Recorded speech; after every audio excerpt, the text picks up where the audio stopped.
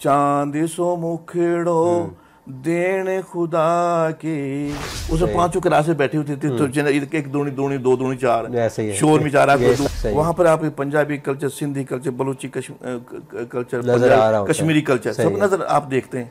लेकिन मेवाती कल्चर नजर नहीं आ रहा। सब में ही ऐसा ही है कि वो कई बार शादी नहीं करेंगे या जस्ट आपकी एक स्पेसिफिक फैमिली? ना, हमारे अपनी सुस्ती, हमारे बड़ों की सुस्ती थी। पास किया तो मेरे वालिद साहब मुझे लालटेन लेकर आया।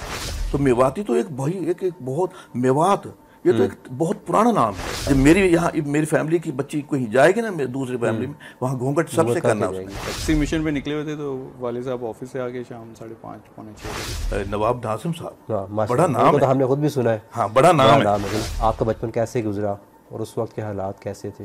अपनी आपकी म्यूज़ ज़ुबान है, इसको आपने नादरा में भी रजिस्टर करवाया है और गवर्नमेंट ने किस हद तक आपका साथ दिया है? कि दादा बहुत अच्छे हैं, दादा हमारे साथ बातें करते हैं और दादा हमें आइसक्रीम जी देते हैं। तो जब इंडिया से आए तो हम इनके लुटे पुटे और बड़े डिस्टर्ब लोग थे। बरसिगर पाक हिंद में हम 8000 साल पहले आए। तो सकाफत के साथ और अदब के साथ लगाव कैसे पैदा हुआ? अपनी जुबान में शर्म महसूस नहीं करनी चाहिए। वो जुबान तो जुबान है। अगर कभी इस तरह का झगड़ा हुआ हो तो आपने किसका साथ दिया? मुश्किल क्वेश्चन। घूंघट देखो चांद न देखो, चांद छुपो है तेरा घूंघट में। क्या कभी कोई एकदम से इल्हाम होना स्टार्ट हुआ हो या कुछ इस तरह की चीजें?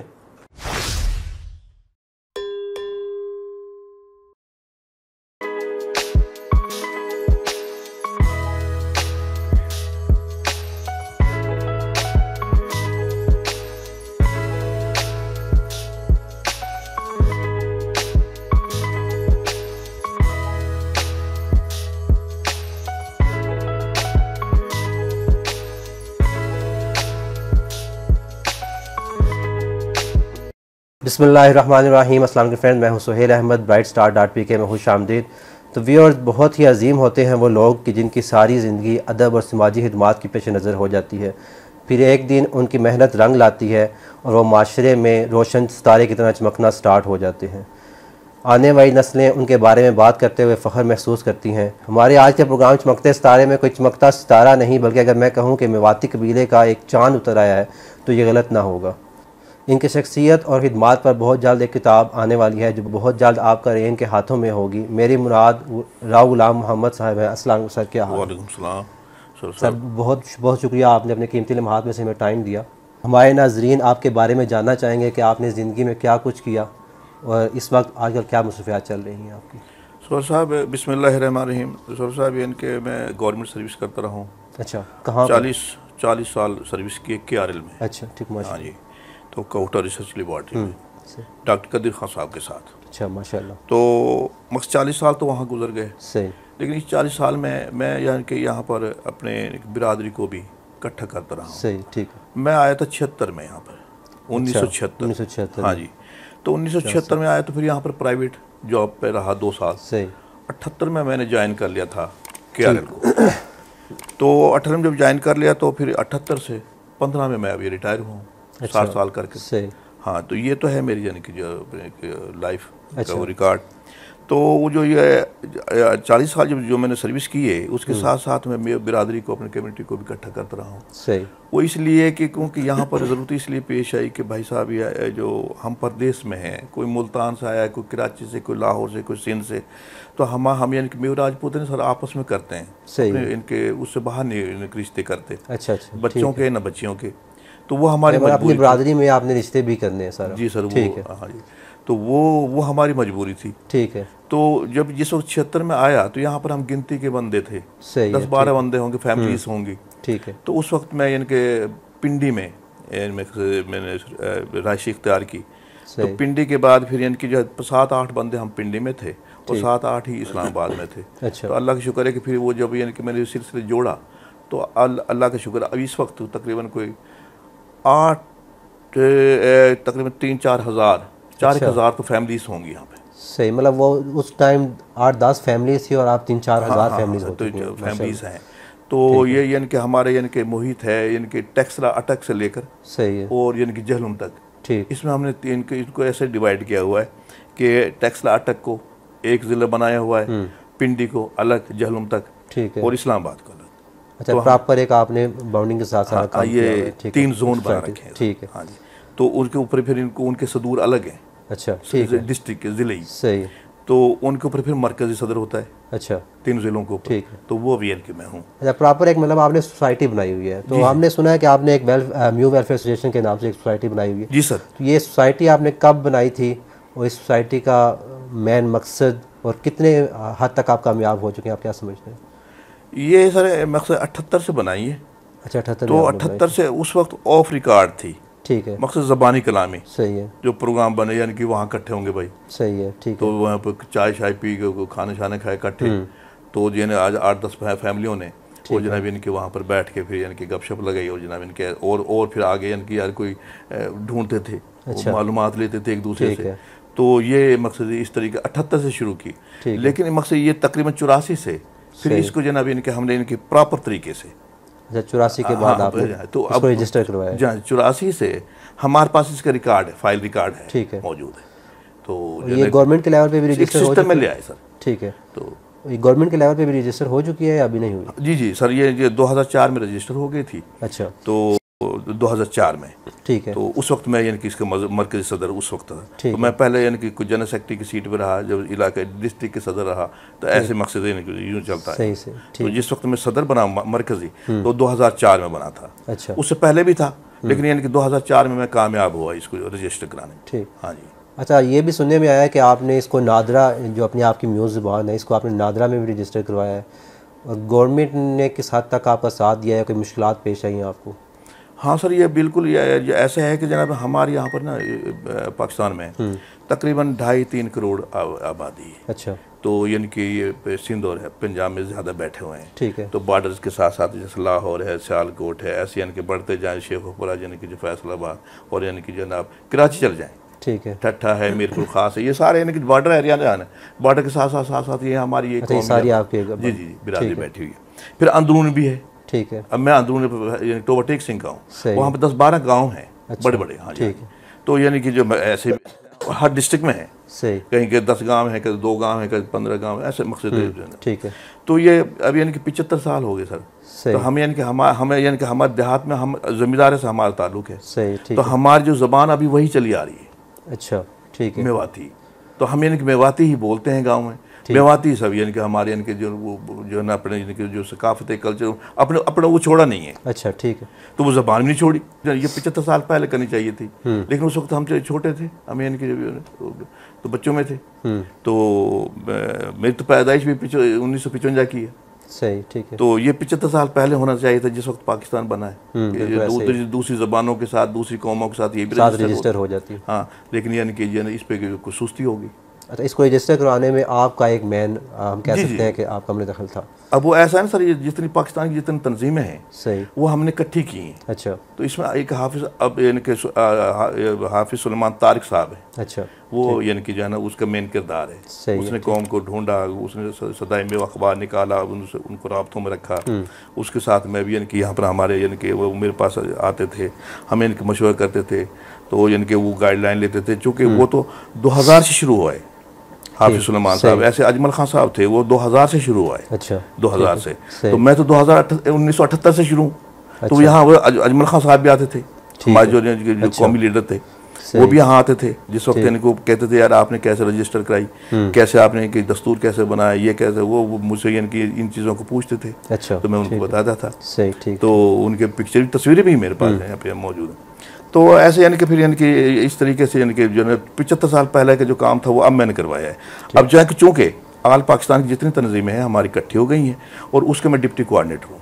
ठीक है। तो वो चूँकि डिप्टी कोऑर्डिनेटर हूँ, इलाकाई सदर हूँ, तो लिहाजा अब मुझे एक मौका मिला कि कौमी सतह के जो इश्यूज़ हैं उसको अपने हाथ में लूँ, और यानी कि उनको जो है ना हेल्प करूँ अपनी बिरादरी के लिए। ठीक ठीक। तो फिर यानी कि उस सिलसिले में फिर यानी कि मेरे साथ एक जो कोऑर्डिनेटर है कर्नल मोहम्मद अली। अच्छा, और मैं डिप्टी कोऑर्डिनेटर हूँ। फिर हमने यानी कि जो दोनों ये जो फिर हमारी जनाब यानी कि मेवाती दुनिया एक जो है ना एक प्लेटफार्म है मेवाती दुनिया का। अच्छा। वहाँ पर वो सिर्फ यानी कि हमारी तारीख़ी शायरी अदब पे काम कर रही है। तो उसके सरबराह हैं जमील साहब।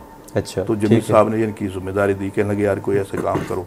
तो तो फिर यानी कि जो है ये जिम्मेदारी हमने ली। चूँकि मैं इस्लामाबाद में रहता हूँ तो उन्होंने कहा कि ये तो ये जनाब राव साहब आपको करना पड़ेगा। मैंने कहा कोई मसला नहीं, क्योंकि यहाँ तो इतना अच्छे से मैं यानी कि जो है ना फिर बिरादरी को और बिरादरी बैठी हुई है हर जगह पर हेल्प के लिए, सपोर्ट के लिए, तो वो देते हैं फेवर मुझे। तो फिर अभी यानी इसको नादरे में जो रजिस्टर कराया है 75 साल के बाद। अच्छा, हाँ। इसमें 75 साल पहले नादरा में ये ज़ुबान रजिस्टर क्यों नहीं करेगी? इसके पीछे कोई मकासद स्पेशल कोई ऐसी साजिश थी या कोई? हमारे अपनी सुस्ती, हमारे बड़ों की सुस्ती थी। ठीक है। क्योंकि हम आए हैं इंडिया से। अच्छा, माइग्रेटरी लोग हैं। सही है। तो जब इंडिया से आए तो हम इनके लुटे पुटे और बड़े डिस्टर्ब लोग थे, काफ़ी टाइम लगा सेट होने में। अच्छा, ठीक। तो यानी कि ज़मींदार अगर जिस ज़मीन पे आके बैठे हैं, जो ज़मीन हमें मिली है, फिर उसको आबाद करना, तो यानी कि ये उनको इस तरफ की सूझी नहीं। ठीक ठीक, सही। ये अपनी सुस्ती थी। हाँ, ठीक है। मतलब वो इन्होंने कभी सोचा ही नहीं कि हम इस ज़ुबान को भी रजिस्टर करवाएं। ठीक हो गया। तो वरना MNMPS इनके थे पहले भी। अच्छा। और मैं हर साल बुलाता था। अच्छा, MNMPS को, क्योंकि मैं सालाना गैदरिंग करवाता हूँ, यहाँ पर होती है। तो अब यानी कि तकरीबन 6 महीने के 4 महीने के बाद फिर होगी। तो मैं जैसा भी यानी कि राउंड करके आऊँगा ना ऑस्ट्रेलिया अमेरिका का, तो फिर आके मैंने वो करना है, जो है ना। अच्छा, दोबारा से? हाँ जी, हाँ जी। तो वो करवानी है। तो अब यानी कि मेरी जुम्मा जो इतवार है, इसको मैंने अपने एग्जीक्यूटिव बॉडी मीटिंग बुलाई, कॉल कर रखी है। तो उनको थोड़ा सा समझा के जाऊंगा, उनको जनाब यानी इस चीज़ को प्लानिंग और प्रोग्राम दे के जाऊंगा कि मैं आते ही यानी कि ये हमने काम करने और आप लोगों ने पीछे से ये काम करने, तो उनको समझा के जाऊँगा। ठीक हो। हाँ, जो ये कमी मकसद इतवार है ना, उसको हमारी मीटिंग 4 बजे। ठीक हो गया। वैसे जैसे आपने जिक्र किया कि हम लोग इंडिया से आए हैं, तो कुछ थोड़े से हम आपके बचपन के हालात भी जानना चाहेंगे कि बचपन में आपका बचपन कैसे गुजरा और उस वक्त के हालात कैसे थे?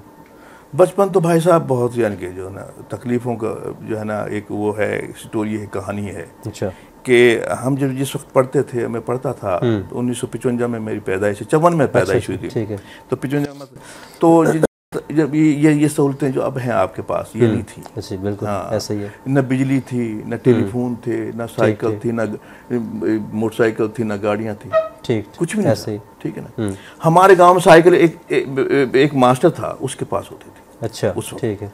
तो साइकिल किसी के पास नहीं थी। ठीक। तो मैं यानी कि जो सरसों का जो तेल होता है ना, उसमें यानी कि जो रुई की बत्ती बनाकर और उसको भिगो कर उसको आग लगाकर और इनके दीवे में और फिर पढ़ता था। अच्छा, मतलब बचपन से आपको पढ़ने का शौक था, हम ये कह सकते हैं। बचपन से आपको पढ़ने का शौक था? नहीं, ये तो या जबरदस्ती माँ बाप पढ़ाते थे? एक कमरा था, वो कच्चा था, कच्ची गारे का बना हुआ था, उसमें 5 क्लासें, प्राइमरी था। अच्छा, ठीक है। उसमें 5 क्लासें बैठी होती थी। तो एक दूनी 2 दूनी 4 शोर में 4 और एक टीचर होता था। अच्छा। तो हमारा तो बचपन वो है भाई साहब कि जो दीवों के साथ पढ़ते रहे। मैं जब प्राइमरी मिडल जब मैं जो है ना मैंने पास किया, तो मेरे वाल साहब मुझे लालटेन लेकर आया। अच्छा, ठीक है। वो जनाब इतनी खुशी हुई, और मेरे गांव के मेरे जो कुलीग थे, जो मकसद हम उम्र थे, वो यकीन करो उसको देखने आए। अच्छा, क्या बात है। कुछ मेरे दोस्त फिर आके मेरे रात को हम इकट्ठे पढ़ते थे लालटेन की रोशनी में। ठीक है। तो जब 10वीं में मैंने पास की, तो 10वीं हमारा वो कस्बा जो था वहाँ से तकरीबन 8 किलोमीटर दूर था। पैदल जाते थे, डेली का आना। सर्दी है, गर्मी है, गर्मियों में पाँव झुलस रहे हैं, टायरों की जूतियाँ होती थी। तो ये बचपन है। तो बस बहुत मुश्किल, बहुत कठिन का ये बचपन है। सही से। तो जनाब इनकी जो है ना, जो उसको तो याद करें तो आज का बच्चा तो के लिए तो वो कहने की अजीब स्टोरी होगी वो, जिसको मैं सुनाऊंगा। आज का बच्चा तो वो सोच भी नहीं सकता। तो 10वीं जब पास की तो मेरे वाल साहब यानी कि फिर मुझे साइकिल लेकर आया। अच्छा। और वो भी सेकंड हैंड, पता नहीं था कहाँ बनती है, तो किसी से उसने सेकंड हैंड खरीदी। तो यानी मेरे बच्चे जनाब इनके, तो फिर जनाब ये तो हमारे वो है। अच्छा, तो टेलीफोन तो थे ही नहीं। सही। हाँ, ये तो दूर की बात। तो बस ऐसा। ठीक। तो इन हालात में आपके अंदर एक तो सकाफत के साथ और अदब के साथ लगाव कैसे पैदा हुआ?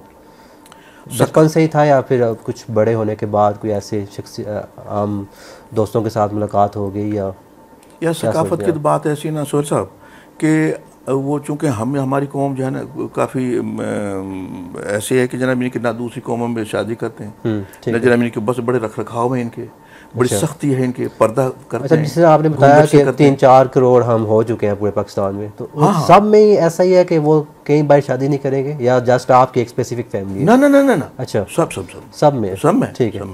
फिर घूंघट करते हैं। अच्छा, अब तो यानी कि या देख देख के ना माहौल को, अब तो घूंघट कम हो गया है। ठीक ठीक। वरना हमारे तो जनाब के घूंघट घर में ससुर से, अच्छा, बिल्कुल यानी कि कोई बहू यानी कि बगैर घूंघट के ससुर के आगे नहीं आएगी। अच्छा अच्छा, ठीक। तो यानी कि इस किस्म की हो सही। तो अगर घूंघट नहीं करती ना, वो समझो कि इस खानदान की बच्ची है।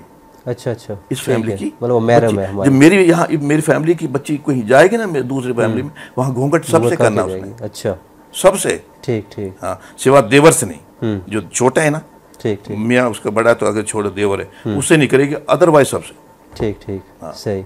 अच्छा, हम लास्ट टाइम आए थे तो आपने एक वो घूंघट वाली आई थी कोई नज़म सुनाई थी हमें, हम आपसे दोबारा सुनेंगे अभी इसी इंटरव्यू में। ठीक है, तब अभी क्योंकि सकाफती हवाले से बात हो रही है, तो अभी लोक विरसा में आपने एक सकाफती अदबी मेला सजाया था। आप क्या समझते हैं कि उसके नताइज कुछ बेहतर आए हैं या आने वाले वक्त में बेहतर आएंगे? सुहेल साहब, बहुत बेहतर। अच्छा, पता है क्या कि जैसे हमारे साथ ज़बान नहीं थे ना, इसको इनकी जो रजिस्टर कराना पड़ा। सही सही। तो सकाफत को भी कहीं रजिस्टर कराना ना। बिल्कुल बिल्कुल, ठीक है। वो सकाफत अब यानी कि जब म्यूजियम में चले जाएं, वहाँ पर आप Punjabi culture, Sindhi culture, Balochi culture, Kashmiri culture सब नजर आप देखते हैं। ठीक ठीक। लेकिन मेवाती कल्चर नजर नहीं आ रहा। तो अब उसकी जगह हमें मिली है। अच्छा, मिल गई है माशाल्लाह। हाँ, मिल गई है। अभी रखने के लिए अभी इनको बताएंगे, पॉइंट करेंगे कि यहाँ पर रख दें। ठीक ठीक, सही। वो इनके उसको वो हासिल करनी, ठीक ठीक, बहुत बड़ा काम है ये। फिर ऐसे हमारी जो यानी कि जो है ना, शायरी भी है, अदब है, नावल है, सब कुछ है। सही है। लेकिन वो जनाब इनके लाइब्रेरीज में नहीं है। तो अब यानी कि जनाब लाइब्रेरीज कार्नर लिया जनाब इनके जो अपने उसके तारीख अपनी उसको महफूज करने के लिए, कि हमारी इनकी जो तारीख वो महफूज रहे हमारी नस्ल के लिए।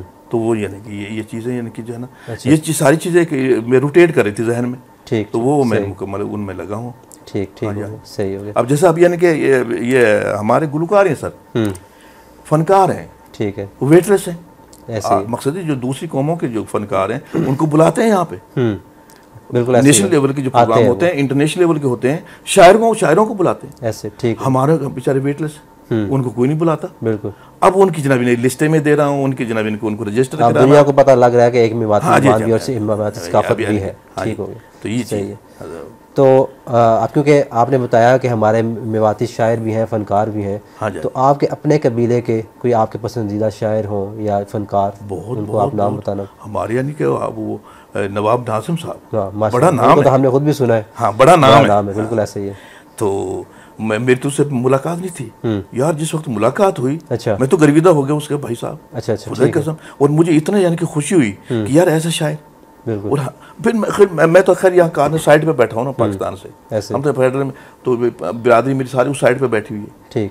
तो और लोग तो बिरादरी तो जानती थी उनको, लेकिन मेरे यहाँ पर नोटिस उस वक्त, जिस वक्त मैंने यहाँ पर एक जनाब ने वो एक फंक्शन किया था यहाँ पर, है ना, एनुअल, तो उसमें वो यानी कि जो अच्छा अच्छा, उसके बाद आपकी मुलाकात। हाँ जी, उसके बाद मेरी तो बड़ा बड़ा नाम भाई नवाब नाजिम साहब का। अभी ये फ़हीम अहमद फ़हीम, अच्छा ठीक, बड़ा नाम है, बिल्कुल ऐसे ही। और हमारी मेवाती का क्या बात है शायरी उससे, जो यानी कि उसके मैंने सुनी तो मज़ा आया। बिल्कुल ठीक है। तो यानी कि अपनी ज़बान की सुन के ना सर, वो ऐसे एक मज़ा आता है, ऐसे ही। चलो शुक्र है कि हमारे यानी कि ज़बान में भी शायरी, तो ऐसे यानी कि काफ़ी सारे हैं। ठीक ठीक, सही है। तो एक गुलकार है, वहाँ यहाँ पर ये नुमाइश में आया था। अच्छा। तो रियाज नूर, अच्छा, क्या बात है, ठीक, बिल्कुल। तो ऐसी यानी कि सदीक था हमारी, एक गुलकार था, वो हमारी जो हमारी यानी कि जो है ना ओरिजिनलिटी जो यानी कि गुलकारी की, वो उस सॉन्ग में था वो। अच्छा। तो वो बाजे से ना बजाते हैं ही हु ऐसे ना, तो जितना वो करते, तो जो जैसे मेरे वो मैंने गाना लिखा था ना, उस सॉन्ग को वो ज़्यादा जो ना अच्छा यानी तरीके से अदा करेगा उस। अच्छा, बिल्कुल ठीक हो गया। तो ऐसे। अच्छा राव साहब, क्योंकि आपने अपनी ज़ुबान को भी प्रमोट करने में बहुत ज़्यादा मेहनत की, तगोदो की, अब पाकिस्तान में भी ऐसी बहुत सारी ज़ुबानें ऐसी हैं जो छोटे लेवल पे हैं लेकिन वो नुमाया नहीं हो पा रही, तो उन लोगों को क्या करना चाहिए अपनी ज़ुबान को प्रमोट करने के लिए, क्या मशवरा देना चाहिए? देखो जी, मेरे तो एक इससे मशवरा दे सकता हूँ। बिल्कुल ऐसे। मशवरा ये है कि एक लिमिट होनी चाहिए। सही। अगर 10 आदमियों की ज़बान अलग है ना, तो वो तो मर्ज होना पड़ेगा। बिल्कुल ऐसे ही। और ज़बान ऐसे ही, जिसके हज़ारों करोड़ों के उसमें पड़ी हुई है ज़बान, ऐसे बिरादरी पड़ी बैठी हुई है और बोलते हैं, उसको तो बिल्कुल अपना जनाब ने कि जो कौमी सतह किसी को खड़ा होना पड़ेगा। बिल्कुल ऐसे ही। कौमी सतह पे उसको मकसद उसका इंदराज होना चाहिए और एंटर करना पड़ चाहिए। बिल्कुल ऐसे ये चीज़ें। तो मैंने देखा ना जब मैं तो जो कैलाश वादी कैलाश में मैं फिरा हूँ। अच्छा। मैं क्लाइंबर भी हूँ ना, मैंने ये माउंटेनर हूँ मैं। तो मैं वो इलाका मेरा बाई फुट बहुत मैंने खंगाला हुआ उसको। अच्छा। छोटे 3 वैलीज हैं, सही बिल्कुल ठीक है ना। तो 3 वैलीज के बजाय उनके जनाब इनका यहाँ पर बाकायदा म्यूजियम के अंदर कैलाशी जनाब इनके जो मिला हुआ उनको जनाब। ठीक। हाँ। अच्छा। तो ये चीज़ जगह मिली हुई है। तो अब इनकी वो तो छोटी सी मकसद ऐसे हरियाणी, तो छोटे छोटे जो मकसद यानी कि जिनको कुछ जानता भी नहीं। तो मेवाती तो एक भाई एक बहुत मेवात, ये तो एक बहुत पुराना नाम है। बिल्कुल। हमारी ये इंडिया में भी ना राजपूताना, राजस्थान कहते हैं उसे। अच्छा, राजपूताना को। तो उसमें 3-4 जिले हैं। ठीक। अलवर, भरतपुर और ये जयपुर, ये जिले हैं वहाँ पर। गुड़गावा, ये बहुत बड़ा इलाका है। जैसे सूबा है ना यहाँ पर, ऐसे वहाँ पर कई सूबे बन जाते हैं उनके। ठीक। इतना बड़ा इलाका है वो मेवातियों का। अच्छा, ठीक है। तो उस इलाके के लोगों को मेवाती कहते हैं। अब वहाँ पर दूसरी कौमों भी हैं, लेकिन वो मेवाती जब मेवात से जो ठीक मकसद है वो ये नहीं है कि सारे 100% मेवाती हैं वहाँ पर। दूसरी कौमें भी हैं वहाँ पे, लेकिन वो कहते हैं जी मेवात से आए मेवाती, तो वो जनाब इनकी वो टच मेवाती है, तो वो हम मेवाती हैं। वो यानी कि जो है ना ये 8,000 साल पुरानी तारीख है हमारी यहाँ पर बरसिगर पाक हिंद में। हम 8,000 साल पहले आए। अच्छा। वो आर्यन बनकर इतना टाइम। ठीक। Aryan, we are Aryan. अच्छा। तो वहाँ से फिर आपकी हम यहाँ पर। हाँ, ठीक है। सही। तो ये 8,000 साल एक तकरीबन 3-4 साल तो इनकी हुक्मरानी रही है। सही। ठीक है। मुख्तलिफ यानी कि तो चले आ रही। अच्छा, अभी जो हमारी आने वाली नौजवान नस्ल है जो कि अपनी ज़ुबान को बोलते हुए, माँ बोली को बोलते हुए थोड़ा शर्म महसूस करती है, तो उनके बारे में आप क्या कहेंगे कि क्योंकि उनके लिए वो शर्म जो झिझक है वो कैसे ख़त्म की जाए, या उनको क्या पैगाम देना चाहेंगे आप? यार वो देखो ना, हमारी कौमी सतह की 2 ज़बानें हैं जो मकसद है, एक इंग्लिश और एक उर्दू। ठीक है। जब हम कौमी सतह पे किसी को समझाना है, किसी के आगे अपने मकसद को ऑन करना है, फिर तो इन दोनों ज़बान हमें बोलनी पड़ेगी। ठीक है ना। अगर आप अपनी कौम के लिए जनाब इनकी तक महदूद ये सतह पे अपनी देखो नहीं, हमारे यहाँ पर पोठवारी है, आगे चल जाए हिनको है, आगे चल जाए जनाब इनकी दूसरी है, आगे से सराइकी है, चेंजिंग तो आ जाएगी, चेंजिंग आ रही है। लेकिन इनकी सूबा पंजाब में जनाब इनकी जो पंजाबी बन रही, ठीक है ना, सूबाई लेवल की। लेकिन अब यानी कि जो है ना, अगर कौमी उनकी जो अंदर जितनी कबीले हैं उनकी फिर अलग अलग बन जाती है। जैसे यहाँ इस एरिया में जो कबीले रहे हैं वो सराइकी बोलते, ये बोलते हैं पोठवारी बोलते हैं। तो मुल्तान के इलाके के लोग जो है ना वो सराइकी बोलते हैं। बिल्कुल ऐसे ही। तो आगे चल जाए हिनको बोलते हैं। ऐसा हमारी जो बेल्ट है ना ये मेवाती बोलते हैं। बिल्कुल ऐसे ही। तो हम यानी कि वहाँ पर तो यानी कि कम से कम यानी कि अपने आपस में तो हमें मेवाती बोलना चाहिए, पंजाबी बोलना चाहिए, सिंधी बोलना चाहिए, अपनी जो जुबान है, अपनी जुबान में शर्म महसूस नहीं करनी चाहिए। वो शर्म तो जुबान है ना, बिल्कुल वो तो फख्र से बोलना चाहिए। बिल्कुल ऐसे ही है। हाँ जी। मेरे तो एक अपनी जाती राय सर ये। ठीक है जी। तो हमारे साथ अभी राव गुलाम मोहम्मद साहब के बेटे राव इमरान साहब भी मौजूद हैं। अभी हम उनसे उनके वालिद साहब के बारे में तसव्वुरात भी पूछ लेते हैं। तो बहुत बहुत शुक्रिया, आपने भी हमें टाइम दिया। आप ज़रा अपने बचपन के बारे में बताएं कि आपके बचपन में आपके वालिद साहब आपके साथ कैसे थे, उनका रवैया कैसा था, नरम थे या सख्त थे? सही, बहुत शुक्रिया आपका, थैंक यू सो मच। ये तो आपने बड़ा ज़बरदस्त क्वेश्चन पूछा। वालिद साहब माशाल्लाह बचपन से ही हमारे बहुत मेहनती और बहुत नरम भी रहे हैं, सख्त और गर्म भी रहे हैं। अच्छा, गर्म भी रहे। हाँ, तो नरम इस सिलसिले में कि वो हमें गाइड करना, हमारे ऊपर मेहनत करना, उस सिलसिले में इन्होंने बड़ी कंट्रीब्यूशंस हैं, बहुत अनथक मेहनत की हमारे ऊपर भी, और हमारी पूरी हमारे चचा वगैरह भी साथ रहते थे तो उनके ऊपर भी बड़ी मेहनत की।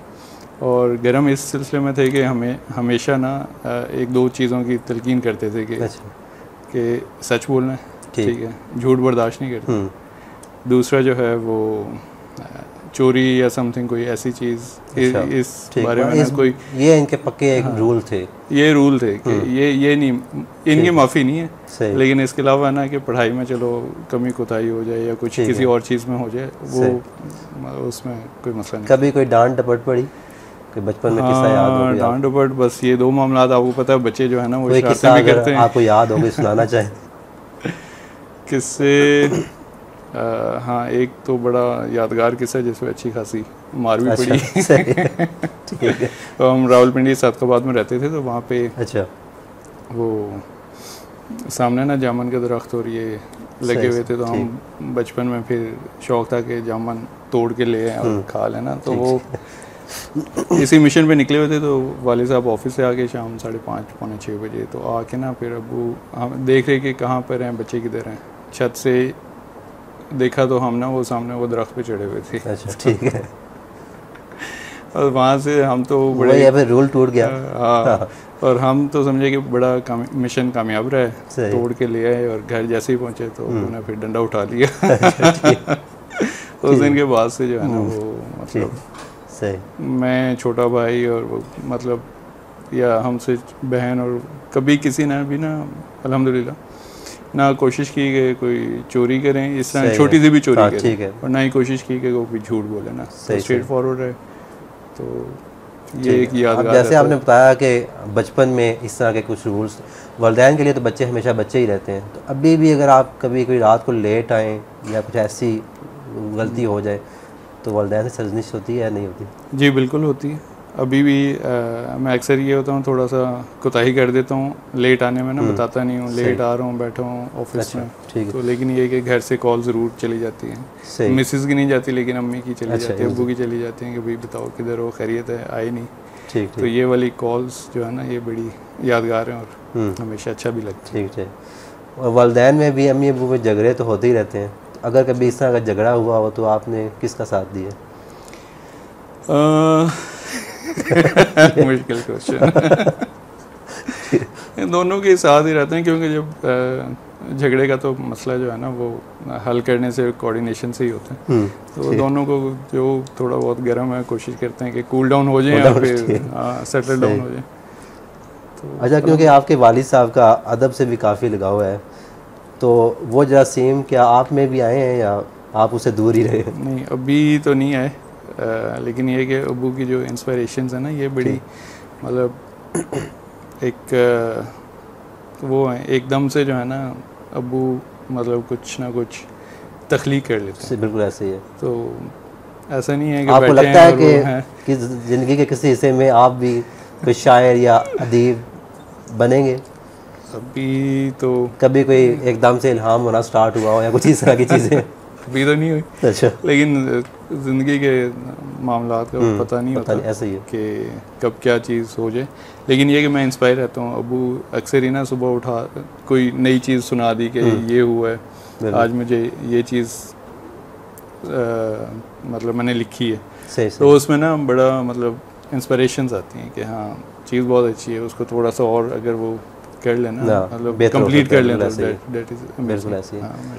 तो राहुल इमाम साहब बहुत बहुत शुक्रिया, आपने टाइम दिया और अपने वालिद साहब के बारे में तफसीलात के बारे में आगाह किया, बहुत शुक्रिया। जज़ाकल्लाह। अच्छा, अभी हमारे साथ राहुल गुलाम मोहम्मद साहब के पोते मोहम्मद उमर और मोहम्मद आइश साहब भी मौजूद हैं, इनसे भी कुछ तासुरात ले लेते हैं।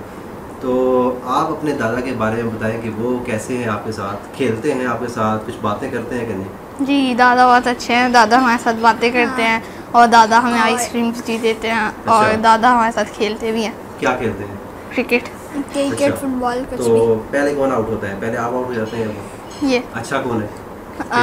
दादा की स्पिनिंग ज़्यादा अच्छी है मेरे से। अच्छा ठीक है, दादा खेल भी रहते हैं? अच्छा जी अच्छा खेलते हैं दादा। अच्छा, तो आपसे दादा प्यार करते हैं आपके पापा? दोनों ही प्यार करते हैं। जी। गिफ्ट कौन ज़्यादा ला के देते हैं? बाबा टॉयज वाले गिफ्ट देते हैं और दादा आइसक्रीम्स। वरना दादा आइसक्रीम्स देते हैं? नहीं कभी कभी नेट भी दे देते हैं।